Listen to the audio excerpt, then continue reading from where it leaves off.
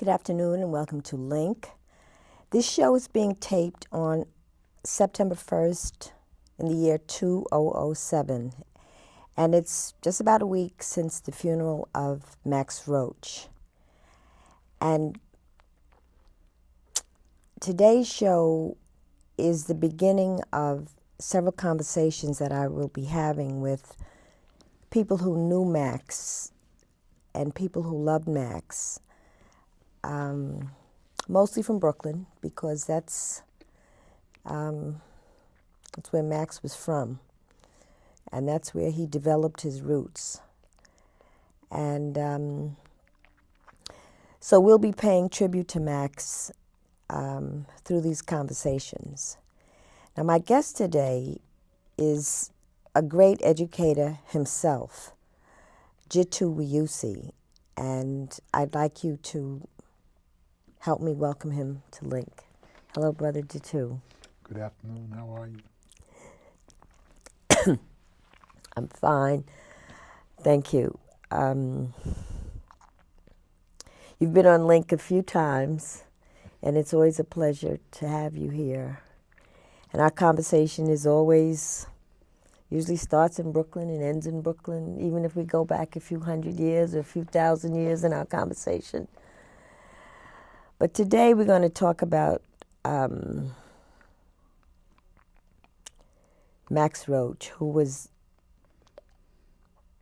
aside from being a genius musically, he was something special to the people of Brooklyn. And Brother Jitu, I'm going to start by asking you, how and when did you first meet Max Roach? Well, I was about 12 years old, and my older cousins, they were the Morris family, and they asked me to come down to work on Friday evenings and Saturdays at their newsstand, which was located on the corner of Fulton and Franklin Avenue in Brooklyn.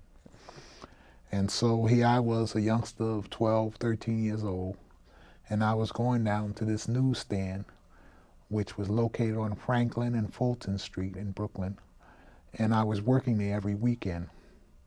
Now, at that time, Franklin and Fulton was sort of like a very busy hub of Brooklyn.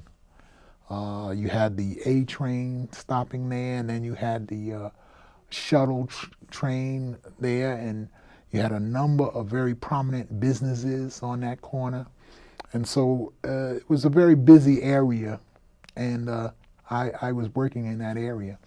And during the time that I would be working, my youngest cousin, Leroy Morris, he would often come by and he would have different friends of his.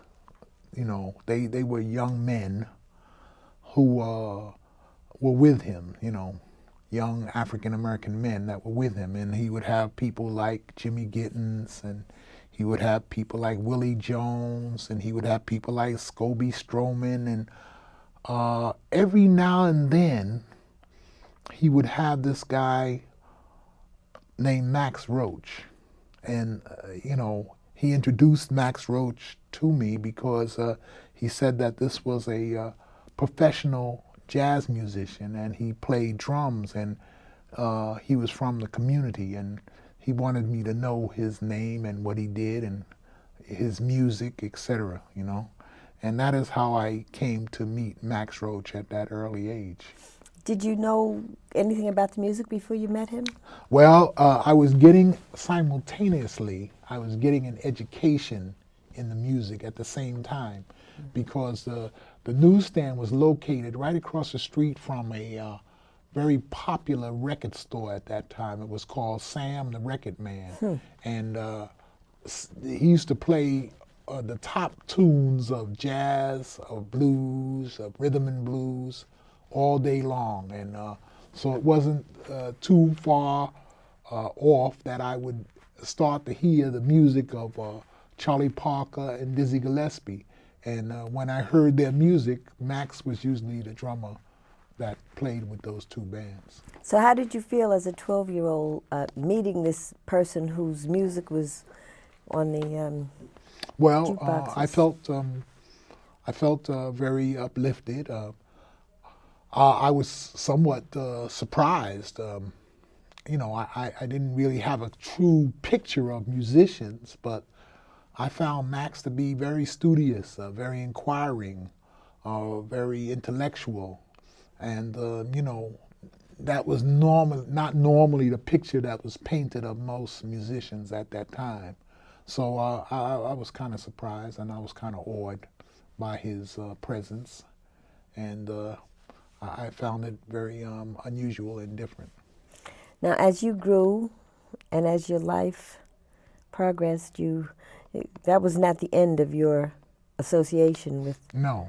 Mr. Roach. Actually, it was about 6 to 7 years later.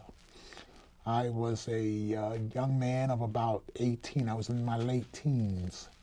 And I went to the movies and I saw a picture by the name of Carmen Jones. And in the middle of that picture, there was a segment where Max Roach was playing the drums. And I was surprised, I mean, his statue just grew instantly at watching him master the drums in that picture. And I left the theater saying like, wow, like I know him, and to see his mastery, and then to see that he's been respected all the way to the point that he was in a Hollywood movie, this left me with a very good feeling. And the name of Max Roach then became even, let's say, higher on my scale of recognizable musicians in our community. Now, you say higher. You also said, I know him. So he was higher, but not at a distance. Am I right? Well, he was higher, and he was somebody that I knew, and he was somebody that I respected. And that was the kind of feelings that I got when I left the theater at the time of watching that movie. And I remembered that movie. I recommended several people to go and see that movie and see Max's participation in that movie. Okay, life goes on some more. Yeah. Tell us some more. Life goes on, and by the time I'm in Long Island University, I graduated in 1962, and at that time the civil rights movement is raging. And I must confess I was an active participant in the early days of the civil rights movement. Must confess, you could take a bow, but well, go ahead. Some people, they may think otherwise. But anyway, I was on the sit-in lines, I was on the boycott lines, I made the March on Washington, and I was an active participant in the civil rights movement at the ripe age of 21 years of age. And so how surprised I was one day when I turned on the radio, and Max Roach had this new album out called We Insist. And not only was he the drummer and the musical leader of this album, he also had with him on this album the voice of Abby Lincoln. And Abby Lincoln, I had seen her in a movie. I think the movie was called Nothing But a Man. And she was very, she was very intricate. She was very stimulating, and her portrait of a black woman in that movie, was very positive.